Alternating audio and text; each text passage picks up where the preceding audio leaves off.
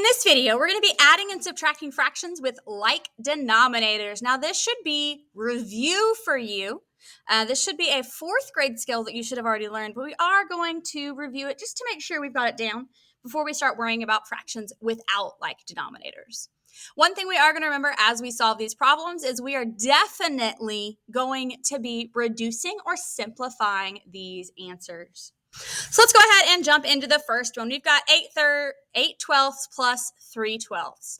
Now remember, whenever we add and subtract fractions, we keep our denominator the same. Go ahead and write that denominator. It stays exactly the same. And we're just going to add 8 plus 3. That's 9, 10, 11. And we've got 11 twelfths. I know I can't divide 11 by anything, so it is complete. We do not have to reduce that one. Let's go ahead down and do the rest of the adding before we come up to do some subtracting. All right, we've got 3/5 plus 1/5. Go ahead, write your denominator in because you know your denominator stays the same. There it is. And we know 3 plus 1 is 4. And we cannot subtract 4/5. So let's keep going. Up here we get a little bit trickier. I see that my denominator is going to stay the same, but I know that 5 plus 2 is 7. And that's an improper fraction.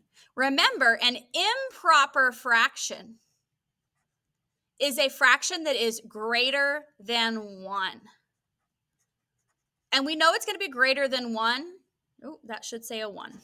If the numerator is bigger than the denominator. So anytime you have a fraction that has a numerator that is bigger than the denominator, you know it's going to be a fraction greater than 1, an improper fraction, and you're going to have to turn it into a mixed number.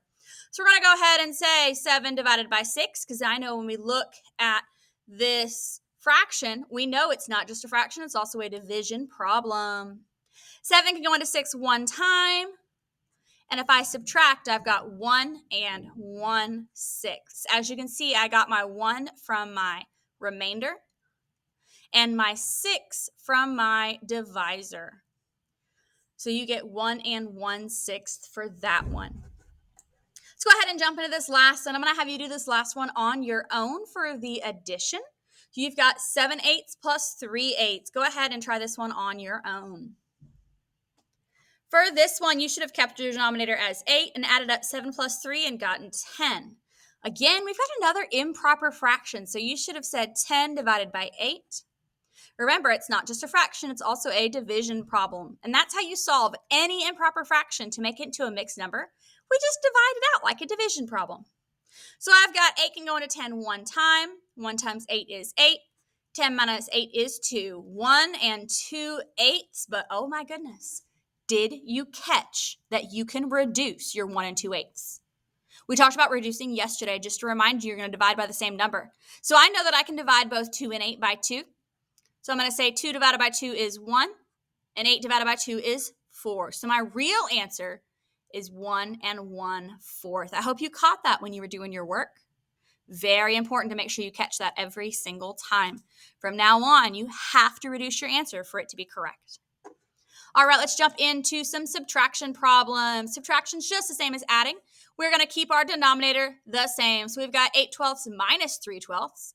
My denominator is going to be 12. 8 minus 3 is 5. You can't simplify 5 twelfths. So we're done with that one. Let's move on to this next one. Keep your denominator the same. 3 minus 2 is 1. 1/4. Remember to pause the video if you need to back it up anytime. That's totally fine too. All right, we've got 2 more. I want you to try these 2 on your own. Try these 2 on your own. Make sure you simplify if you need to. Go ahead and try the first one, the 9 twelfths minus 7 twelfths. For this one, you should have said your answer, your denominator stays 12. 9 minus 7 is 2. Did you catch that you could simplify? I can divide 2 by 2 and 12 by 2. That equals 2 divided by 2 is 1. 12 divided by 2 is 6. So my answer for that one was 1/6. I hope you got that as well. If you got 2 twelfths, just try to remember to simplify every single time. All right, go ahead and try this last one. Make sure to simplify.